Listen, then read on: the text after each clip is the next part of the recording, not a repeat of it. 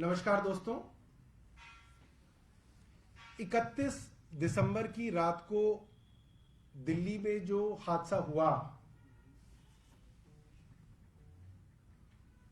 उस हादसे के बाद जिस तरीके से ये बात लोगों के सामने है कि एक 20 साल की लड़की को कई किलोमीटर तक अपराधियों ने सड़क पर घसीटा और उसकी बहुत दर्दनाक, बहुत निर्मम हत्या पूरी दिल्ली और देश के सामने आई। हर माँ बाप दहशत में है कि हमारी बच्चियां जो बाहर दफ्तरों में काम करने जाती हैं, अपनी नौकरी करने जाती हैं, कॉलेजों में पढ़ाई करने जाती हैं, वो इन सड़कों पर कितनी सुरक्षित हैं, क्योंकि यह हादसा किसी के साथ भी हो सकता था। ये हत्यारे किसी का नाम देख के उस पर हमला नहीं करते हैं। सबसे पहली बात जो सामने आई कि किस तरीके से एलजी साहब और भारतीय जनता पार्टी के सीधा अधीन आने वाली पुलिस ने पहले दिन से अपराधियों को बचाने की कोशिश की, पूरे केस पर लीपापोती की, खूब शोर मचाया गया। पूरी दिल्ली में, पूरे देश में इस बात की चर्चा हुई। एलजी साहब के ऊपर दबाव बना। दबाव के बाद उनको भी 1 तारीख की आधी रात को इस बच्ची की याद आई और उन्होंने एक ट्वीट करके अपने एलजी होने का फर्ज निभा दिया। और उसके बाद जो सामने आया वो पुलिस का इतना घिनौना चेहरा सामने आया, भारतीय जनता पार्टी का इतना घटिया चेहरा सामने आया कि उन्होंने इस पूरे के पूरे केस को बर्बाद करने के लिए और भारतीय जनता पार्टी के नेता को बचाने के लिए एक स्टार विटनेस, एक गवाह प्लांट किया। और उस गवाह का सिर्फ एक ही काम था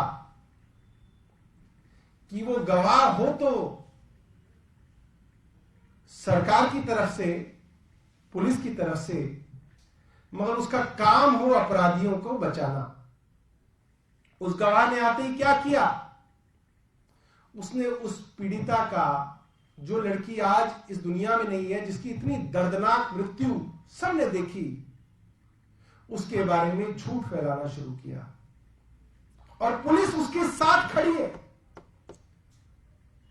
पुलिस ने उसकी गवाही मजिस्ट्रेट के आगे भी करा दी, क्योंकि उस गवाही से अपराधियों का फायदा होगा। और आप और मैं दोनों यहां पे हैं, आप देखिएगा ट्रायल के अंदर उस गवाही का फायदा सिर्फ और सिर्फ अपराधियों को होगा। क्या किया उस लड़की ने? उसने कहा कि जो लड़की मारी गई वो शराब के नशे में धुत थी। उसने इतनी शराब पी रखी थी कि उसको स्कूटी चलानी नहीं आ रही थी। वो तो बाद में मर गई, वरना वो मरते मरते एक बार पहले बची, वो तो ट्रक के नीचे आने वाली थी। कौन सा ट्रक है भाई? हमें तो सीसीटीवी में कोई ट्रक नहीं दिखा।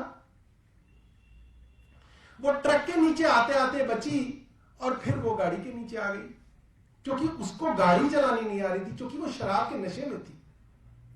मैं पूछना चाहता हूं, इस गवाही का फायदा क्या आरोपियों को नहीं होगा? सिर्फ और सिर्फ आरोपियों को होगा।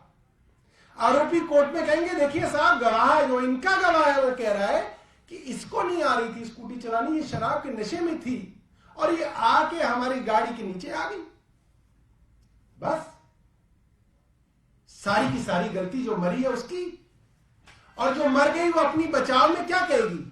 वो तो मर गई। और देखिए, भगवान का इंसाफ देखिए कि पोस्टमार्टम रिपोर्ट के अंदर आ गया कि उस बच्ची ने एक बूंद भी शराब नहीं पी हुई थी। ये पोस्टमार्टम रिपोर्ट में आ गया। अब कहां गई पुलिस, कहां गए उपराज्यपाल, कहां गई भारतीय जनता पार्टी की केंद्रीय सरकार, जो स्टार विटनेस को लेकर कूद रही थी कि नहीं ये लड़की बिल्कुल सही कह रही है, जो मर गई वो इसलिए मर गई क्योंकि उसने शराब पी रखी थी। मुझे लगता है कि इतनी घटिया राजनीति जो भारतीय जनता पार्टी ने की है, इतनी घटिया राजनीति तो निर्भया के समय में भी नहीं की गई थी। कोशिश निर्भया के समय में भी की गई थी कि उस लड़की के चरित्र के ऊपर भी सवालिया निशान लगा दिया जाए, उसके ऊपर भी यह ठहरा दिया जाए कि यही कुछ गलत हरकत कर रही थी, इसीलिए जो है इसके साथ ऐसा हो गया। तब भी यह कोशिश की गई थी और आज भी यह कोशिश की गई। और जो लड़की मरी है उसकी मां क्या कहती है? उसकी मां कहती है कि ये निधि कौन है, हम तो जानते ही नहीं इस निधि को। वो बोल रही है कि मैं इसकी सबसे अच्छी दोस्त हूं, और उसकी मां कह रही है कि हम तो जानते ही नहीं कि कौन है। और यहां तक नहीं, जो लड़की मरी है उसकी मां ने यह भी कह दिया कि हमें यह भी शक है कि यह लड़की निधि जो खुद को हमारी बेटी का दोस्त बता रही है, यह हो सकता है अपराधियों के साथ मिली हुई हो, और हो सकता है हमारी बेटी की हत्या में इसका भी हाथ हो। इसकी भी जांच होनी चाहिए। एक और बात कहता हूं, पुलिस ने अपने गवाह की गवाही तो करा दी कि मैं भी एक्सीडेंट के समय थी, मुझे भी चोट आई। वो लड़की कह रही है मुझे फ्रैक्चर हो गया, मेरे एक हाथ में फ्रैक्चर हो गया था, मेरे सर पे चोट आई थी। मैं उपराज्यपाल महोदय से जानना चाहता हूं, उस लड़की की एमएलसी कराई आपने? उस लड़की की गवाही में वो कह रही है कि मुझे फ्रैक्चर हुआ था, मेरे सर पे चोट आई थी। अपराधियों का वकील पहली बात पूछेगा कि जी कहां है इसकी एमएलसी रिपोर्ट, और एमएलसी रिपोर्ट है नहीं, केस वहीं खत्म, गवाह वहीं खत्म। ये पुलिस और ये उपराज्यपाल की पुलिस काम कर रही है। पहले दिन से अपराधियों के लिए काम कर रही है, पहले दिन से केस को कमजोर करने के लिए काम कर रही है। वो लड़की अपनी गवाही में कहती है हम वहां से जब चले तो हमारे पीछे 4 लड़के हमारा पीछा कर रहे थे। वो 4 लड़के कौन थे, इसके बारे में पुलिस की कोई जांच नहीं है। वो क्यों पीछा कर रहे थे, इसके बारे में कोई जांच नहीं है। वो लड़कियां चली, उनके पीछे 4 लोग पीछा कर रहे थे, उन्होंने पीछा करते हुए लड़कों से अपने आप को बचाया। स्कूटी का ड्राइवर बदला गया, उनको टक्कर लग गई, उसकी लाश को या उसकी बॉडी को, या हो सकता है उसको तो जिंदा हो, उसको घसीटते हुए वो कार जाती हुई दिख रही है। सारी की सारी चीजें पुलिस के बयान के हिसाब से 45 सेकंड के अंदर हो गई। मतलब 45 सेकंड के अंदर वो होटल से निकल भी गए। जो उनके पीछे लड़के पीछा कर रहे थे उनसे भी वो बच गए। नई बलिनो गाड़ी की चपेट में भी आ गए। एक ट्रक से मरते मरते भी बच गए, ड्राइवर भी बदल लिया, और वो गाड़ी टक्कर मारते हुए दिख भी रही है। ये सारी चीजें 45 सेकंड के अंदर पुलिस के अंदर सवार हो गई। ये क्या संभव है? क्या ये सिर्फ झूठ नहीं है? क्या अपने एक झूठ को बचाने के लिए उपराज्यपाल महोदय की पुलिस झूठ पे झूठ नहीं बोल रही? क्या पूरी भारतीय जनता पार्टी की सरकार अपने एक नेता को बचाने के लिए पूरे के पूरे प्रशासन का प्रयोग नहीं कर रही? सिर्फ एक नेता को बचाने के लिए भारतीय जनता पार्टी इतना गिर गई। और आज क्या खबरें छपी हैं? आज एक पांडव नगर की एक खबर छपी है कि उनकी बेटी, इत्तेफाक से इस बेटी का भी बाप नहीं था। जैसे अंजलि के पिता नहीं थे, वैसे ये जो पांडव नगर की जिस बेटी की बात हो रही है, इसका भी पिता कई साल पहले गुजर गया, सिर्फ मां है। एक मोहल्ले का लड़का उसके साथ छेड़छाड़ करता है, उसके ऊपर दोस्ती करने का दबाव बना रहा है, घर से निकलना उसने मुश्किल कर दिया है। उसकी ही एक फेक आईडी बना के उसकी गंदी तस्वीरों को डाला जा रहा है। मां पुलिस में कंप्लेंट कराती है। पुलिस कोई काम नहीं करती। मैं आपसे जानना चाहता हूं, फेक आईडी बना के गंदी तस्वीरों को डालना आईटी एक्ट के अंदर नॉन बेलेबल ऑफेंस है। लड़की के साथ ऐसी हरकत करना नॉन बेलेबल ऑफेंस है। तो कैसे हो गया कि पुलिस ने पहले उसको गिरफ्तार नहीं किया? पुलिस ने कुछ नहीं किया। उसके बाद मां ने दोबारा उसकी कंप्लेंट नवंबर में की, नवंबर 2022 में की कि अब यह लड़की को और ज्यादा परेशान करने लगा है, इसने घर से निकलना मुश्किल कर दिया है, यह लड़की के ऊपर एसिड डालने की धमकी दे रहा है। यह भी कंप्लेंट की गई। कंप्लेंट यह भी की गई कि अब मेरी लड़की की सहेलियां भी मेरी लड़की के साथ नहीं जाती क्योंकि वो उस लड़के से इतना डरती हैं। नवंबर 2022 की कंप्लेंट है। क्या किया एलजी साहब की पुलिस ने? कुछ नहीं किया। और जब नए साल के अंदर उस लड़की को खींचकर अपनी गाड़ी में बिठाने की कोशिश हुई, उसके ऊपर एसिड डालने की कोशिश हुई, उसकी कंप्लेंट भी की गई। उसमें किन दफाओं में दर्ज किया पुलिस ने मुकदमा? 509 और 341 बेलेबल ऑफेंस। 509 तो मतलब ये होता है कि जो छेड़छाड़ भी नहीं होती, कोई इशारा कर दिया किसी ने की तरफ, वो 509। और 341 किसी को जाते हुए आपने रोक लिया, वो 341 है, बेलेबल ऑफेंस। आपने किडनैपिंग का मुकदमा क्यों नहीं दर्ज किया? मैं एलजी साहब से जानना चाहता हूं, वो मुखिया है। एक लड़की को जबरदस्ती कार में बिठाने की कोशिश हो रही है, किडनैपिंग नहीं बनेगी? क्यों नहीं दर्ज किया? एसिड डालने की धमकी हुई, इंटिमिडेशन हुआ, क्रिमिनल इंटिमिडेशन हुआ, नॉन बेलेबल ऑफेंस हुआ, क्यों नहीं दर्ज किया? क्यों नहीं लड़के को अरेस्ट किया? बेलेबल ऑफेंसेस के अंदर मामला दर्ज किया। बेलेबल ऑफेंस में दर्ज करने का मतलब ही यह है पुलिस आरोपियों के साथ मिली हुई है। और उसके बाद जो दूसरा मामला है वो आपको मालूम ही है। एक और मामले के अंदर लड़की को उसके घर के पास ही चाकुओं से गोद दिया गया। एक तीसरा मामला है जिसके अंदर पुलिस खुद दिख रही है नए साल वाले दिन। पुलिस अधिकारी एक लड़की को धक्का दे रहा है, कैमरे के अंदर देखा गया। लड़की को मैन हैंडलिंग कर रहा है। क्या किया आपने? कुछ नहीं किया। क्योंकि एलजी साहब की कोई मंशा नहीं है दिल्ली की बेटियों को न्याय मिले, दिल्ली के अंदर कानून व्यवस्था ठीक हो। मैं फिर बता रहा हूं, एलजी साहब को यहां आए हुए 7 से 8 महीने हो गए। कितने थानों में गए हैं विनय सक्सेना जी? नाव में घूम रहे हैं। नाव में घूमने का काम तो एलजी ने, हमने तो कभी नहीं सुना कि नाव में घूमने का काम है एलजी का। कभी कहते हैं चंदन के पेड़ लगवा देंगे, कभी कहते हैं यहां पे नर्सरी बनवा देंगे। अरे भाई, आपका तो काम ही नहीं है। आपका काम है कानून व्यवस्था देखना। आप वो काम कर ही नहीं रहे। आप ना थानों में जाते, ना डीसीपी की मीटिंग बुलाते, ना आप थाना लेवल कमेटी बुलाते। आप सिर्फ और सिर्फ दिल्ली सरकार के कामों में टांग अड़ाते हैं। जो काम एलजी साहब का है वो काम नहीं करते हैं। और एलजी साहब के आने के बाद दिल्ली के अंदर जो कानून व्यवस्था बिगड़ी है और महिलाओं के साथ खास तौर पे जो अपराध बढ़े हैं, इतने अपराध मुझे नहीं लगता कि पहले कभी बढ़े होंगे। क्योंकि अपराध तब रुकते हैं जब पुलिस कार्रवाई करती है। वो अपराध तो नहीं रोक पाती, मगर जब आप कार्रवाई करते हैं तो और अपराधों को रोका जाता है कि देखिए कार्रवाई होती है, मुकदमे बनते हैं, लोगों को जेल में डाला जाता है, अपराधियों को कड़ाई से निपटा जाता है, तो अपराध रुकते हैं। इसको डिटरेंट कहते हैं। मगर एलजी विनय सक्सेना जी के राज में कोई डिटरेंट नहीं है। इनकी पुलिस तो अपराधियों को बचाने के लिए गवाह प्लांट करने में लगी हुई है।